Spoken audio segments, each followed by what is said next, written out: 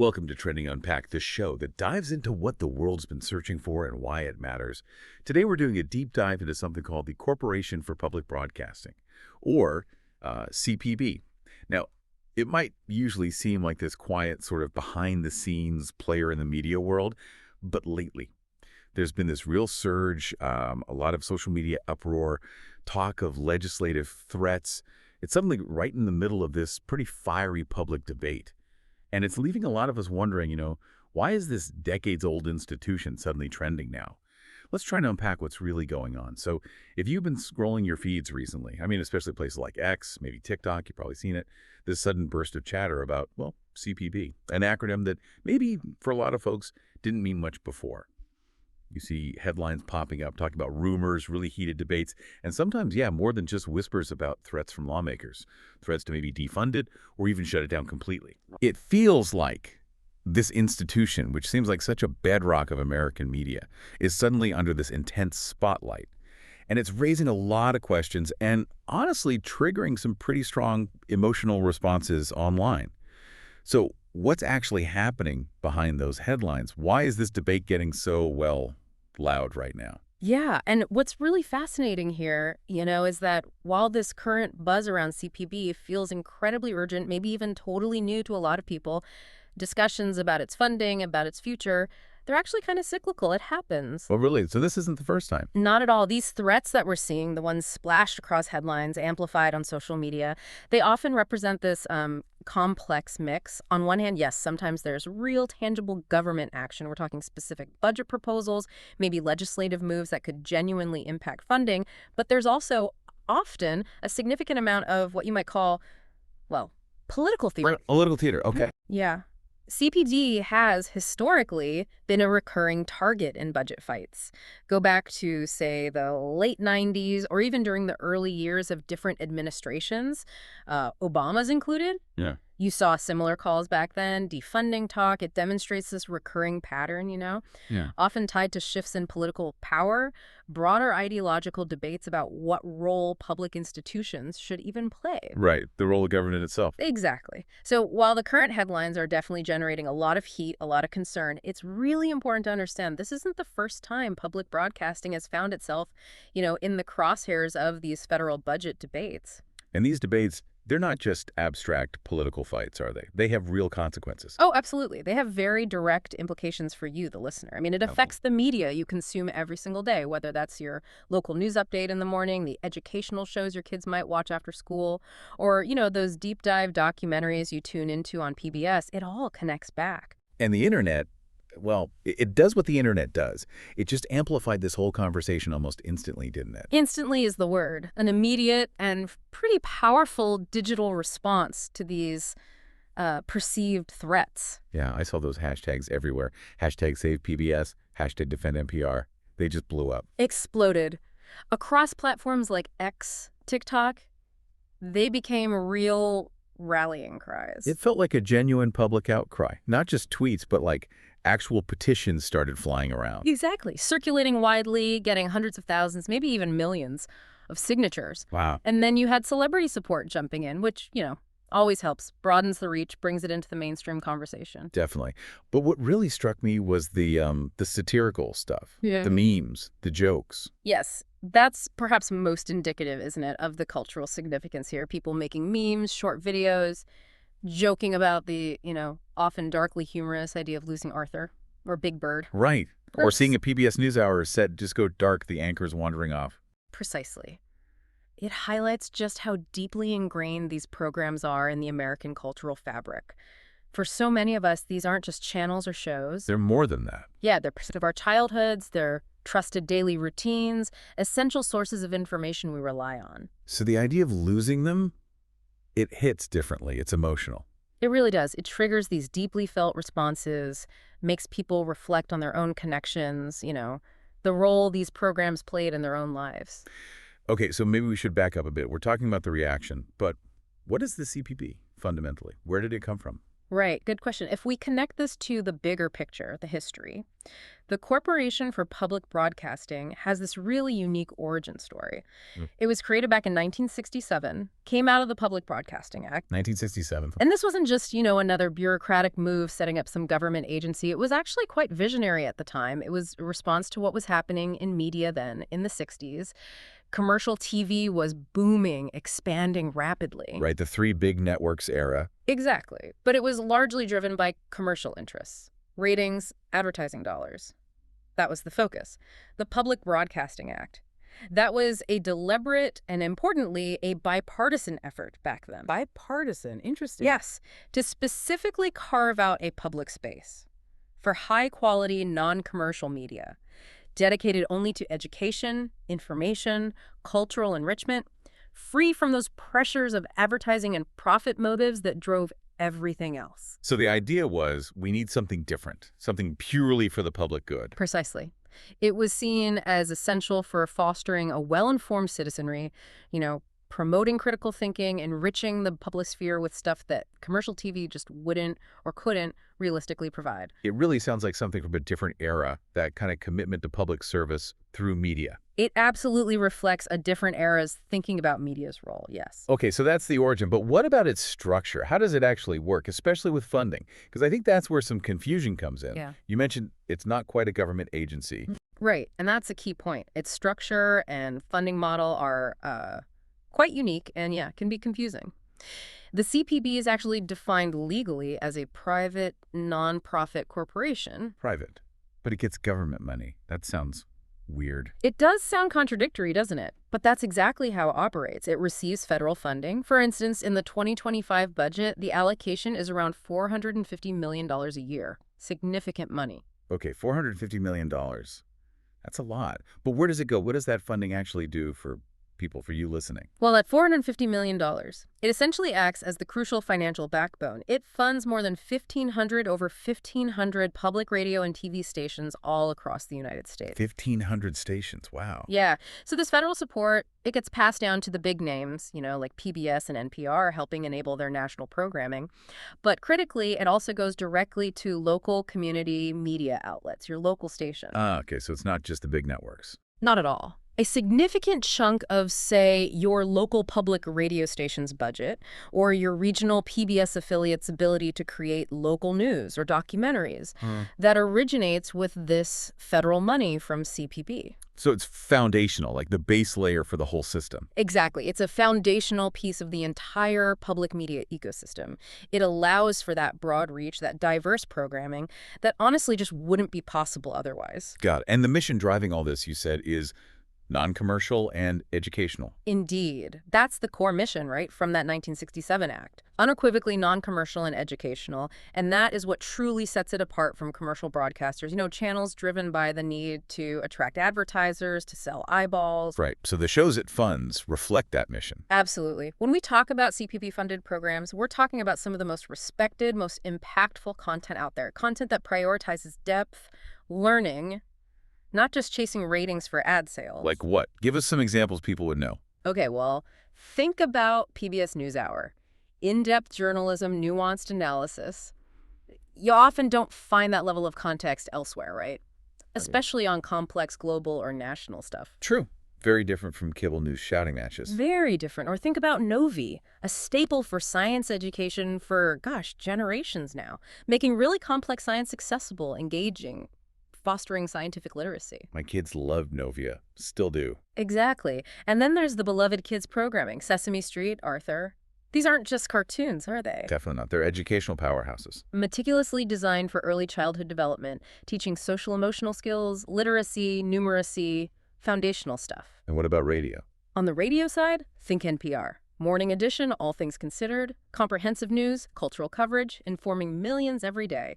And crucially, without the constant interruption of ad breaks, allowing for that deeper dive into stories. Yeah, the ad-free nature is a big part of the appeal, isn't it? It is. And it really raises an important question, doesn't it? What is the unique value proposition of media that's specifically designed this way? Non-commercial, educational. What did you say it is? Well, I'd say it's about prioritizing the public good. Universal access to learning. in-depth exploration over just ratings or ad revenue. Yeah. It's about fostering a more informed, more engaged citizenry. That's the goal.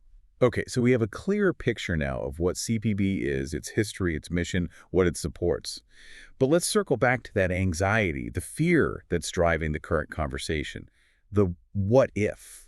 What if these threats we're hearing about the budget cuts, maybe even an outright shutdown, what if they actually happened? What would that really mean? For communities, for you listening. Right. The hypothetical becomes very real very fast when you think about the consequences.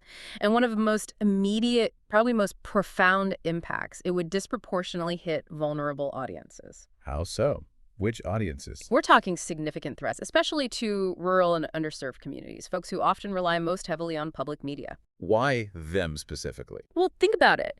These communities might have limited access to reliable, high-speed broadband internet that makes streaming services, other digital media just less accessible, or maybe not accessible at all. Okay, the digital divide issue. Exactly. Or maybe cable TV packages are just too expensive. Traditional commercial media, TV and radio, they often focus their resources, their local content, on larger urban markets where the ad revenue is. Leaving smaller towns behind sometimes. Often, yes. So for many people in these rural or underserved areas, their local public radio station, their local PBS TV station, that's their primary source. Sometimes their only source for local news. Wow, only four? For local news, absolutely. For critical emergency information, think wildfires, hurricanes, severe weather alerts, and for culturally relevant programming that actually speaks to their specific community, their lives. So if that signal goes dark? Imagine living in a remote area and that vital connection to your local community, to the wider world, just vanishes. It creates an information vacuum. A vacuum that commercial media probably wouldn't fill. It simply couldn't or wouldn't be filled by commercial alternatives in the same way. It would leave these communities more isolated, less informed, less safe in emergencies. It's a huge potential loss. And beyond those specific communities, what about the programs themselves? The ones people know and love? The ripple effects would be enormous, potentially leading to the collapse or, at the very least, massive transformative changes across key public media offerings that millions rely on every day. Like PBS Kids. Yeah. You mentioned the educational value. Think about PBS Kids. Losing that wouldn't just be about losing a few familiar cartoon characters. It's a massive hit to early childhood education. Millions of families depend on those programs for free, high-quality educational content that aids their kids' development. It often fills crucial gaps, especially for lower-income families. Okay, what else? Then there's Frontline. For decades, it's been a pillar of investigative journalism, critical documentary storytelling.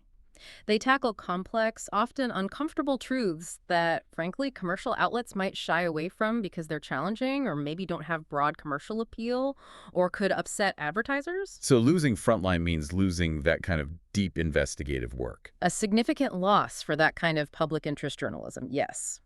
And NPR News, with its national and international reach, it would face huge changes. You could see the dismantling of a major source of comprehensive, in-depth news coverage, forcing listeners to navigate a much more fragmented, possibly less reliable media landscape. And local radio, you touched on that earlier. Don't forget local radio. It's not just the national headlines. It's the loss of that hyper-local news, the community calendar stuff that knits towns together, the vital emergency info we mentioned, and also the cultural programming, the shows that reflect the unique character of individual towns, regions, music scenes. So the void left behind would be huge. Immense. Yeah. Because these programs play this unique, often irreplaceable role. They serve public interest, not profit motives.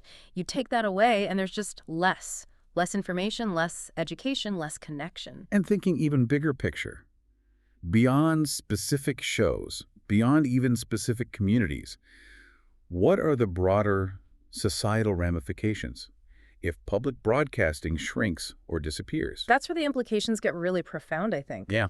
How so? Well, consider the impact on journalism itself. Especially nonprofit, investigative, and local reporting. We're already in an era of shrinking newsrooms, news deserts popping up where local papers die. Public broadcasting is one of the crucial bulwarks against that tide. Providing journalism that commercial models struggle with. Exactly. Because that kind of deep public service journalism, it's expensive. It doesn't always generate quick returns or massive clicks. Public funding enables it. Okay, so journalism is one big area. What else? Science education. We mentioned Novi. Think about public understanding of complex topics. climate change, public health, technological advancements. Programs like No VA don't just entertain, they educate huge audiences. They foster scientific literacy, critical thinking skills across all age groups. They make complex stuff accessible. Losing that capacity is a big deal. Yeah, making science understandable is so important. Hugely important. And finally, I'd point to cultural preservation. CPB plays a critical role here. Public broadcasting champions diverse voices, supports arts programming, music, theater, dance, and delves into historical content that commercial media often just overlooks because it doesn't guarantee ratings or ad dollars. So it keeps certain stories, certain arts alive in the public sphere. It does. So a shutdown or even deep cuts isn't just about losing your favorite show. It's about a collective loss to the public sphere. It impacts our access to reliable information, our capacity for learning, our connection to shared culture and history. This is where it gets, well, really consequential. Okay, let's pivot a bit to the politics of it all. You mentioned this isn't the first time CPB has been a target. Why? Why does it keep becoming this budget battleground? Right. Delving into that political landscape, it becomes pretty clear why CPB is this recurring target in budget fights.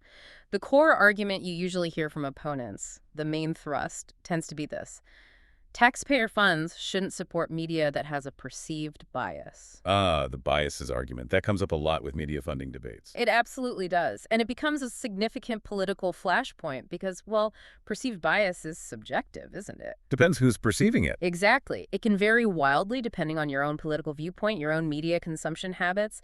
And often the perception of bias isn't even about, say, factual inaccuracy. It's more about the choice of stories covered, or the framing of certain issues, or maybe the depth of coverage given to one topic versus another. Can you give an example? Sure, for some people, in-depth reporting on climate science might be seen as biased advocacy. For others, it's just objective, necessary fact-finding. Or, comprehensive analyses of social justice movements or economic policy debates. They can be interpreted very differently through different political lenses. So the funding itself becomes a proxy for these broader ideological fights. That's a good way to put it. Media funding gets politicized. It reflects these wider divides about the role of government, the nature of information itself, even what constitutes objective reporting in the first place. It's a battleground because it touches on these really deeply held beliefs about media's role in shaping public discourse, in shaping society. Okay, that perceived biases argument is definitely out there, and it's powerful politically. But what's the counter-argument? What's the case for public funding?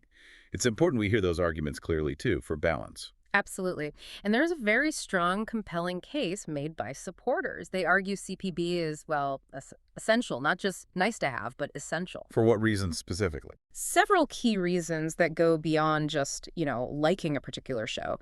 First and foremost, they point to the educational kids programming. We keep coming back to Sesame Street and Arthur. Because they're such powerful examples. Supporters emphasize their vital role in child development, providing truly equitable access to top-notch learning content for millions of kids.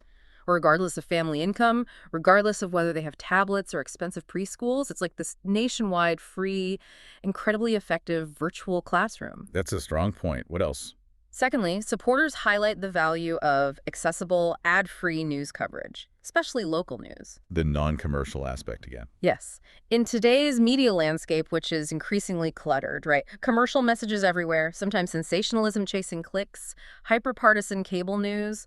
Public broadcasting offers this crucial alternative, news that's free from those commercial pressures, focused on depth, on nuance, often tailored directly to actual community needs, not just national controversies. News you can trust without feeling like you're being sold something, maybe. That's a big part of the argument, yes.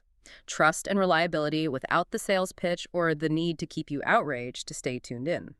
And finally, as we discussed, there's that critical support for rural and low-income communities, especially those without reliable cable or internet access. The lifeline argument. Exactly.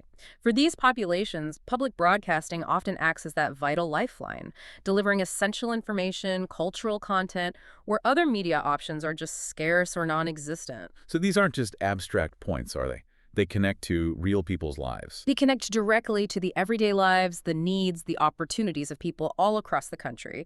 It really prompts you, the listener, to think about what value you place on these kinds of public services. Okay, but then the question comes up, and you hear this sometimes from opponents of public funding. Why can't private money do this? Why can't donations or foundations or even things like Patreon just replace CPB? Right, that's a common counterargument. And it raises an important question about alternatives. But the argument from supporters is pretty clear, and it's really grounded in logistical and financial reality. It boils down to this. Private donations and Patreon just cannot cover what CPB does at scale. Why not? What's a scale issue? Well, think about the sheer breadth and depth of public broadcasting in the U.S. We're talking over 1,500 individual stations, each with its own local programming, its own staff, its own broadcast infrastructure towers, transmitters, studios, plus producing all that high-quality national news, those in-depth documentaries, the comprehensive kids programming.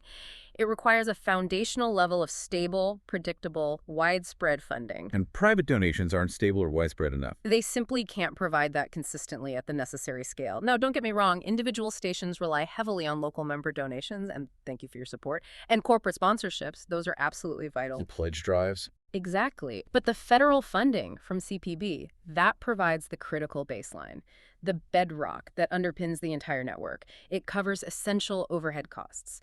It allows for investment in developing new national programs that all stations can then benefit from. And crucially, it allows stations in economically struggling areas or those serving smaller, more remote populations to simply exist, to keep the lights on and provide their vital local services.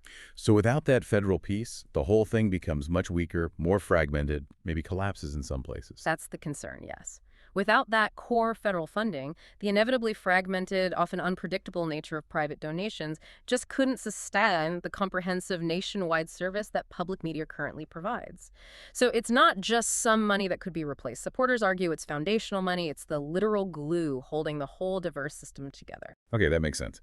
Now let's loop back to where we started this whole deep dive, that really powerful internet reaction we've seen recently. Because it's one thing for politicians to debate funding in Washington, right?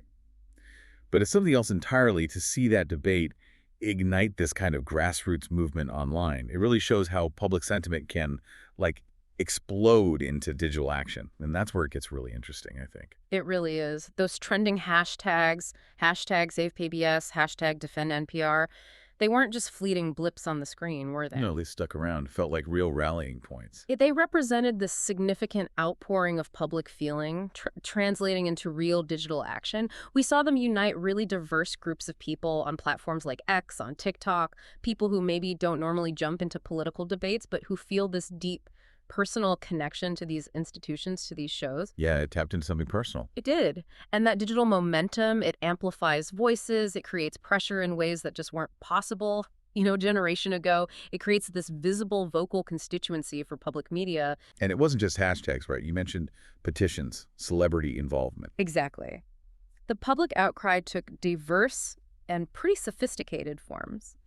Beyond just tweeting, you saw that surge in online petitions, which are a very direct, very organized way for citizens to mobilize, to put actual quantifiable pressure on decision makers. You get hundreds of thousands, millions of signatures. That sends a message. It sends a clear, undeniable message to legislators about the depth of public concern, the breadth of support, and complementing that, you had the impact of celebrity support. When well-known figures lend their voice, social media posts, statements, appeals to their huge followings. It gets through the noise. It really does. It broadens awareness way beyond the usual political bubbles. It can sway public opinion, kind of legitimize the cause for a wider audience that might be less politically engaged, usually. So different tools for people to make their voices heard. All these different methods, yeah. They collectively show how citizens can express their views, how they can try to exert influence on policy in this digital age. It's quite powerful. But maybe the most, unique internet-era part of this was the satire. We touched on it, but it feels significant. Oh, absolutely. The power of satire in this debate. It's hard to overstate how effective that's been, how much it resonated. You saw it everywhere, didn't you? Yeah. Clever memes, those viral short videos. humorously depicting the loss of Arthur, or Big Bird maybe contemplating unemployment. Or the exaggerated drama of the news hour going dark, Judy Woodruff wandering the streets. Exactly. And it wasn't just about making people laugh, though it did that too, that satire. It cuts through the political jargon, the budget numbers. Makes it relatable. Incredibly relatable. It highlights the profound cultural significance of these programs in this really memorable, often viral way. It transforms what could be a dry, abstract budget debate into a conversation about childhood memories, about trust, about shared values. And that resonates deeply across generations, across political lines sometimes. So tying it all together, what does this huge public reaction, especially the online part, what does it all mean for the future of public media, maybe for how public engagement works now? Well, I think it means that the debate over CPB funding isn't just about dollars and cents in a spreadsheet somewhere. It's bigger than that. It's clearly about something deeper, about Sure. the soul of American media, maybe, about the enduring role we want public institutions to play in our lives. And it definitely shows the power of that collective public voice, amplified by digital tools to shape the conversation, maybe even influence the outcome. So we've covered a lot of ground here. We've unpacked the sudden buzz around the Corporation for Public Broadcasting. We've explored its history, its mission, what it actually does. We've looked at the really serious implications if it faced major cuts or, worst case scenario, a shutdown. And we've delved into the political arguments, the pros and cons of public funding that keep swirling around it, and witnessed that incredibly powerful public response, especially online. The core tension seems really clear, doesn't it? You've got CPB's vital role providing that non-commercial educational content, especially for underserved communities, constantly balanced against these ongoing political challenges, these recurring debates over using taxpayer funds for media. Absolutely. And reflecting on all of that, it leaves us with a really provocative thought, I think. Something for you, the listener, to maybe just ponder. In this current media age, everything evolving so fast, so much polarization, this constant flood of information coming at us.